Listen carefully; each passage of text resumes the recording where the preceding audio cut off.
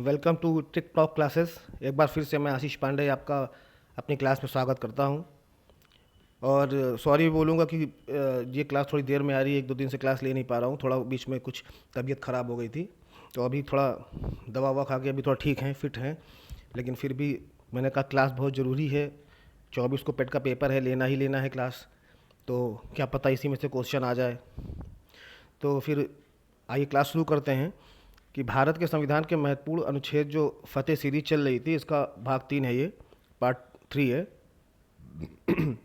तो इसको शुरू करते हैं क्लास को। और इसको प्लीज़ शेयर कर दीजिएगा, सब्सक्राइब कर दीजिएगा और पूरा अंत तक देखिएगा। पिछले क्लास में अनुच्छेद 50 तक हो गया था, इसमें अनुच्छेद 100 तक के इम्पोर्टेंट अनुच्छेद हैं, महत्वपूर्ण अनुच्छेद हैं, जो आगे तक आपको पता चलेंगे। तो आइए शुरू करते हैं क्लास। देखिए 51 अनुच्छेद 51 51, ठीक है। अभी आपने देखा होगा करंट अफेयर्स की एक बहुत ही इंपॉर्टेंट न्यूज़ है, जो हो सकता है एग्ज़ाम में आए, पूछ भी सकते हैं। क्योंकि पहली बार भारत को जो संयुक्त राष्ट्र संघ है उसके सम्मेलन की अध्यक्षता करने के लिए पहली बार अगस्त माह के लिए उसको अध्यक्ष भारत को बनाया गया। मतलब उस जो मीटिंग होगी उस सभा की अध्यक्षता भारत करेगा, जिसमें कई देश हैं, लेकिन पहली बार भारत को ये मौका मिला है।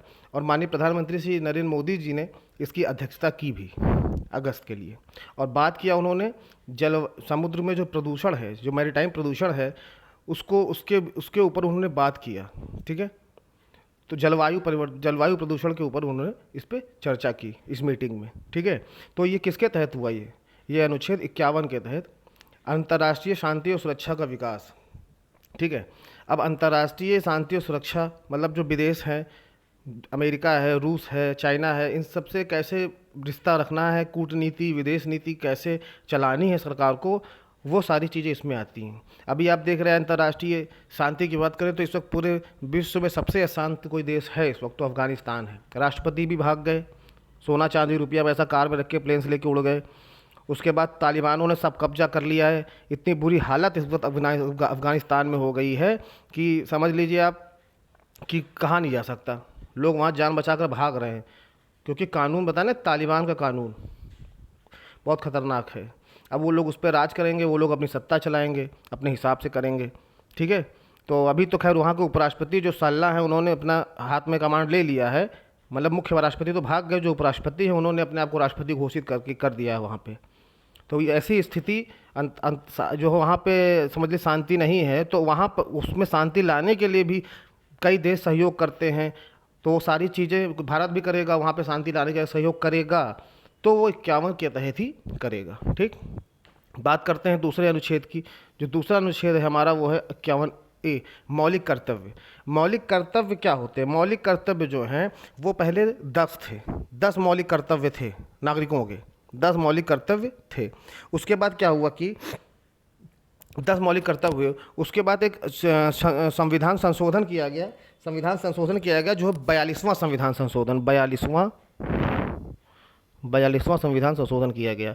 और ये एक बहुत इंपॉर्टेंट क्वेश्चन का आंसर मैं आपको बता रहा हूँ कि अगर पूछ ले कि मिनी संविधान किसे कहा जाता है, मिनी संविधान किसे कहा जाता है, तो मिनी संविधान कहा जाता है इसी 42वें संशोधन को। 42वें संशोधन को मिनी संविधान कहा जाता है, ये मोस्ट इंपॉर्टेंट चीज़ है, ठीक है। तो 42वां संशोधन 1976 में किया गया था, 1976 में किया गया था। तो इसके तहत फिर क्या हुआ? 1976 में जब इसके तहत किया गया तो पहले तो कितने थे मौलिक कर्तव्य? 10 थे, ठीक। फिर उसके बाद जब 42वां संशोधन कर दिया गया 1976 में, तो मौलिक कर्तव्य हो गए टोटल 11।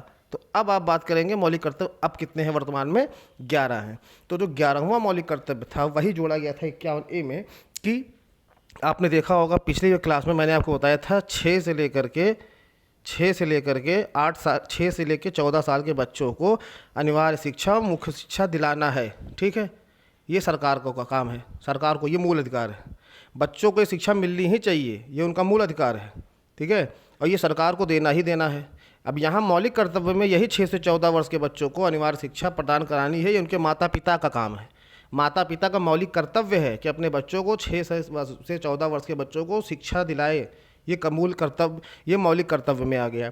और सरकार जो दिलाती है वो मूल अधिकार है आपका, ठीक है।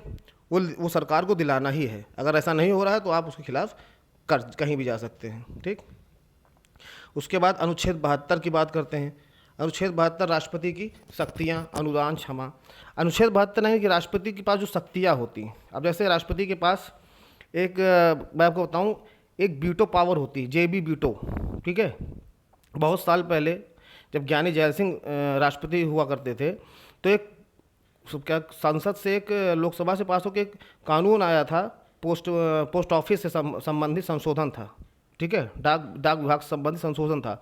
तो उसको पास करने के लिए वो राष्ट्रपति के पास गया, राष्ट्रपति ने उसको अपनी जेब में डाल लिया, और उसको जब तक वो राष्ट्रपति रहे तब तक उसको अपनी जेब में ही डाले रहे, मतलब वो पास नहीं हो पाया वो नियम संशोधन, ठीक है। राष्ट्रपति नहीं चाहा तो पास नहीं हो पाया, इसीलिए इसको जेवी वीटो कहते हैं। ये शक्ति जो है, ये शक्ति राष्ट्रपति के पास है। राष्ट्रपति के पास जो है ये शक्ति है कि वो किसी भी बिल को चाहे तो पास करे, चाहे तो ना करे। इसी को जेवी वीटो या पॉकेट वीटो बोलते हैं, ठीक है। और 3 तरह की वीटो पावर होती हैं, एक होती है अत्यांतरिक वीटो, ठीक है, एक होती है निलंबनकारी वीटो, और एक होती है जेवी वीटो। जेवी वीटो सबसे इंपॉर्टेंट है, जो मैंने आपको बताया, ठीक है। ये जो राष्ट्रपति जो है, ये सारे जितने सेनाएं हैं उनका ये कमांडर होता है। इसके पास क्षमा दान करने की भी क्षमता होती है। किसी भी प्रकार का अपराधी मृत्युदंड पाया हो तो उसको वो क्षमा दान कर सकता है, उम्र कैद पाया हो तो क्षमा दान कर सकता है, ठीक है।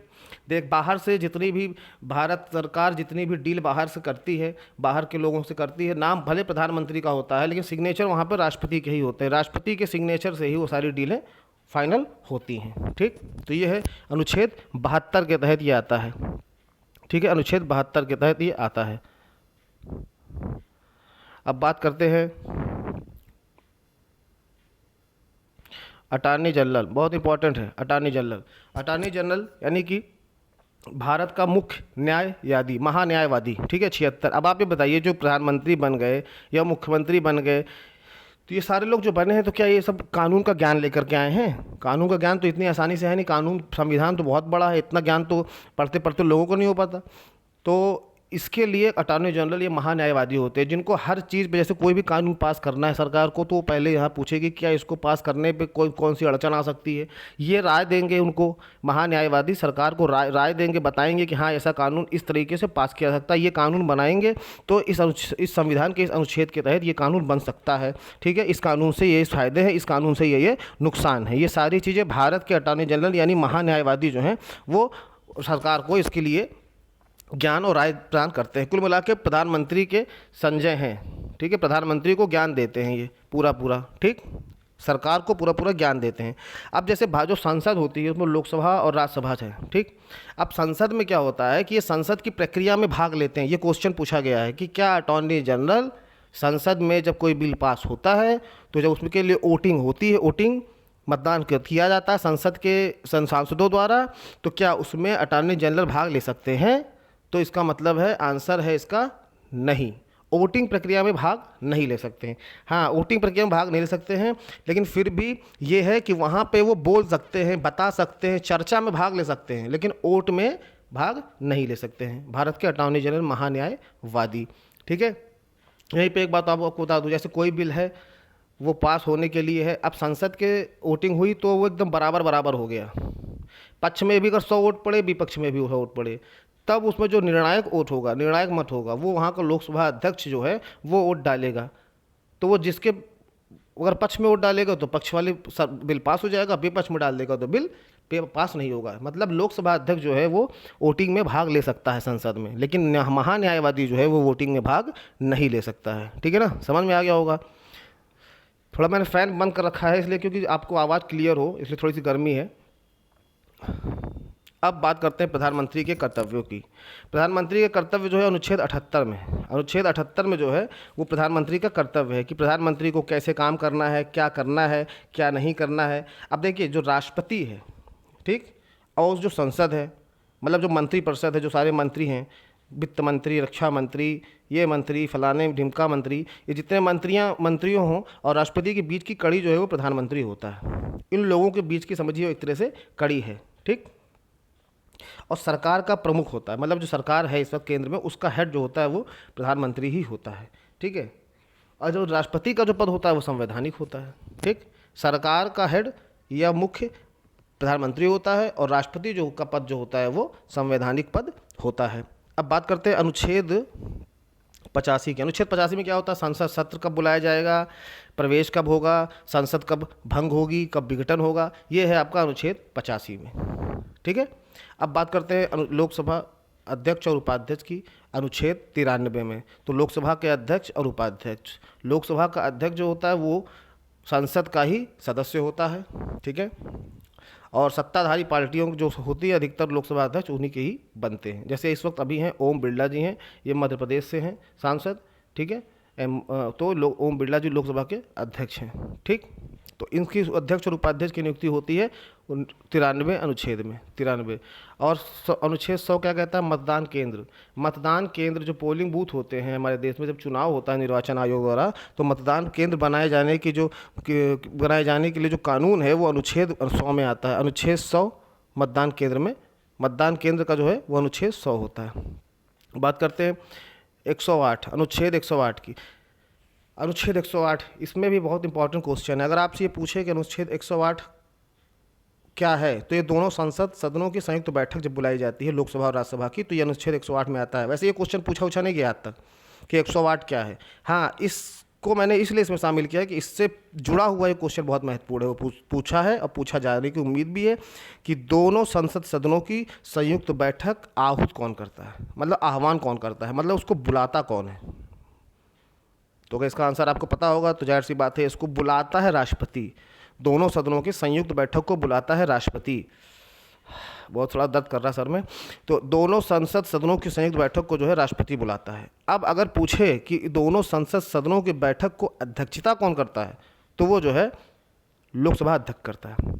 लोकसभा अध्यक्ष जो है वो अध्यक्षता करेगा और दोनों संसद की सदनों की संयुक्त बैठक को बुलाएगा राष्ट्रपति। ठीक, बात करते हैं 109, 110 मनी बिल। मनी बिल यानी कि धन विधेयक। धन विधेयक जैसे कि कोई सरकार को बजट पास करना होता है या किसी चीज़ के लिए कुछ बनवाना है कोई प्रोजेक्ट के लिए, तो एक धन विधेयक लाया जाता है, मनी बिल लाया जाता है। ठीक है, और एक होता है ये वित्तीय बजट यानी वित्त विधेयक। तो दो तरह के विधेयक होते हैं, वित्त विधेयक और धन विधेयक। कौन सा विधेयक धन विधेयक है या नहीं, इसको जो है लोकसभा अध्यक्ष इसको बताएगा। इसके बारे में लोकसभा अध्यक्ष बताएगा कि ये धन विधेयक है या नहीं है, वही उसको पास करेगा। ठीक है, तो ये 109, 110 में आता है। 112 में वार्षिक वित्तीय बजट, मतलब जो हम लोगों का सरकार जो सालाना बजट बनाती है, रेल बजट, केंद्रीय बजट, ये सारी चीज़ों को जो बजट होता है वो 112 अनुच्छेद में उसके बारे में सारी बातें कही गई हैं। तो वार्षिक वित्तीय बजट 112 में कही गई है।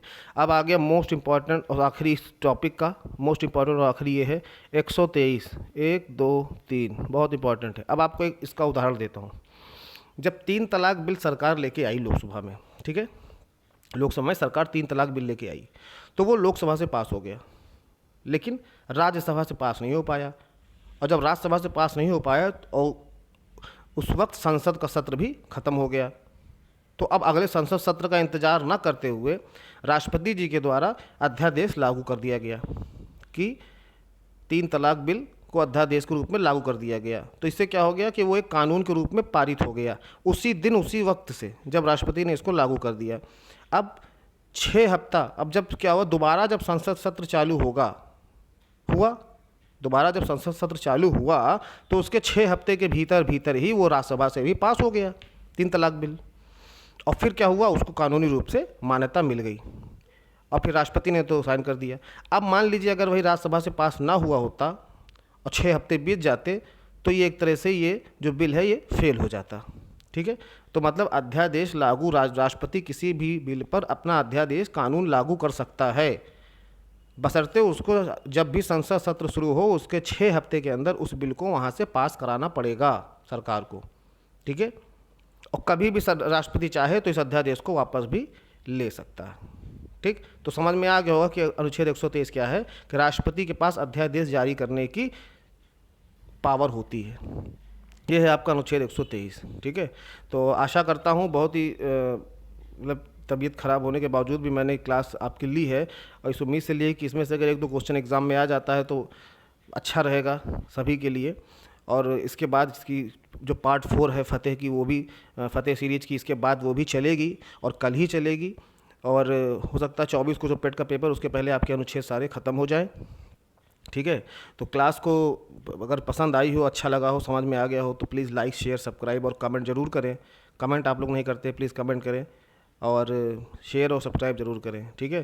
तो फिर मिलते हैं नेक्स्ट वीडियो में। अच्छा हाँ, एक अनुच्छेद 40 बहुत इंपॉर्टेंट है, वो आप जान लीजिए। अनुच्छेद 40 जो है वो पंचायती राज गठन के लिए होता है, बहुत इंपॉर्टेंट है। अनुच्छेद 40 पंचायत राज गठन के लिए, और इसकी परिकल्पना जो है वो गांधी जी ने की थी, ठीक है, पंचायत राज गठन के लिए।